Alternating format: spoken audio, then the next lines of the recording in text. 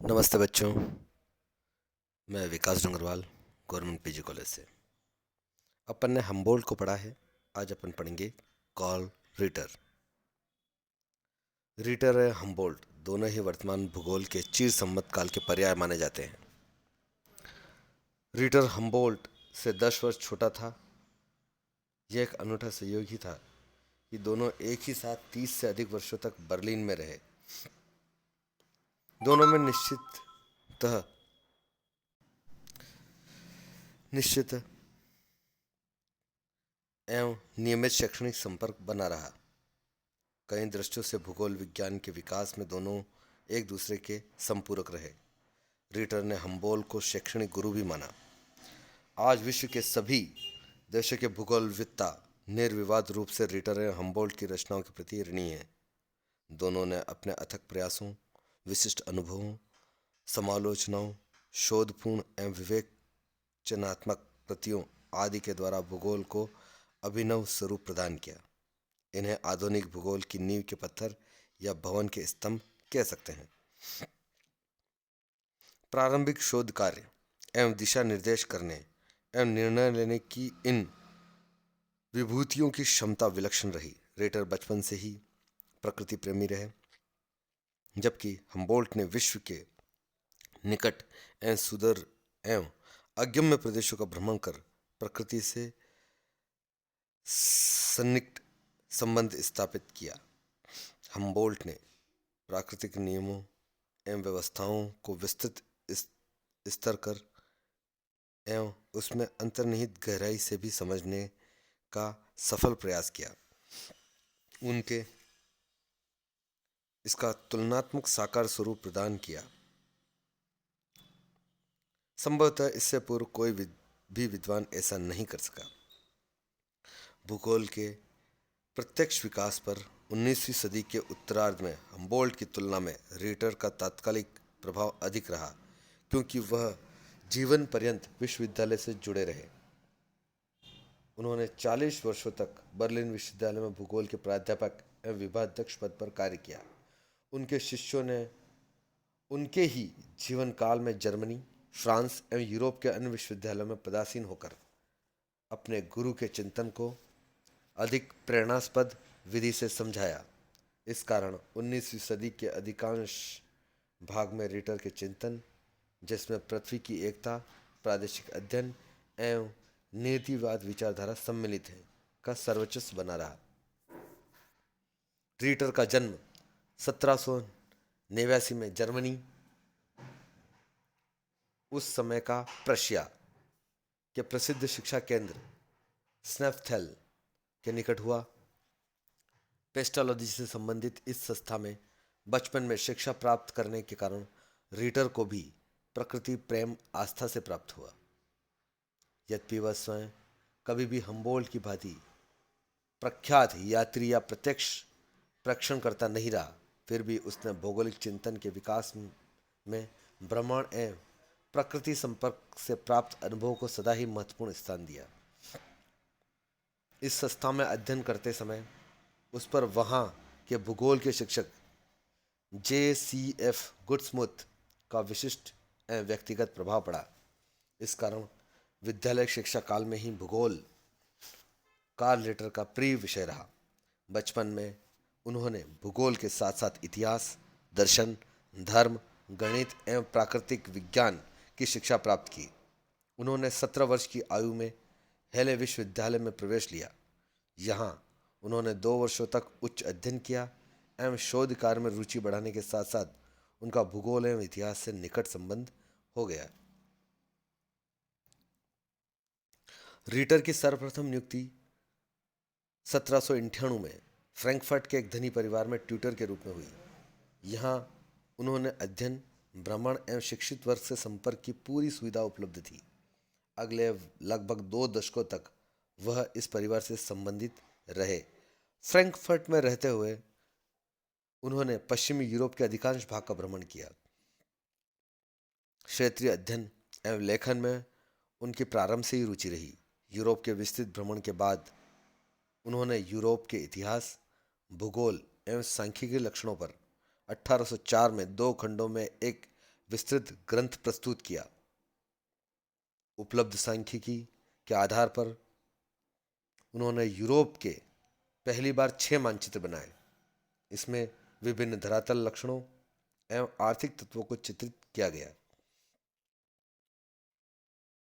1807 में उन्होंने गोथिंग विश्वविद्यालय में मानव प्रकृति एवं इतिहास, जिसमें सांस्कृतिक तत्व स्वरूपता पर शोध कार्य किया।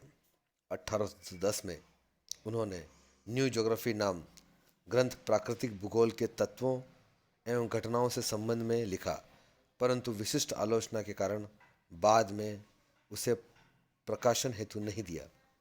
इसके पश्चात 1817 में उनका विख्यात अर्धकुंडे ग्रंथ का प्रथम खंड अज्ञात महाद्वीप अफ्रीका पर प्रकाशित हुआ।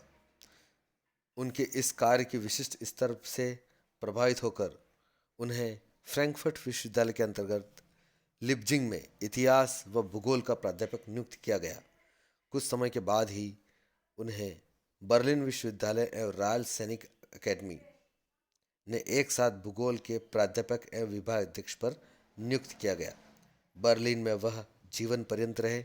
बर्लिन में रहते हुए उन्होंने उस समय पेरिस में निर्वासित हम्बोल्ट से संपर्क स्थापित किया एवं ऐसा विश्वास है कि हम्बोल्ट के जर्मनी लौटकर आने में रीटर का महत्वपूर्ण योगदान रहा। रीटर एवं हम्बोल्ट के मध्य एक साथ बर्लिन में रहने के कारण आपस में निरंतर संपर्क बना रहा।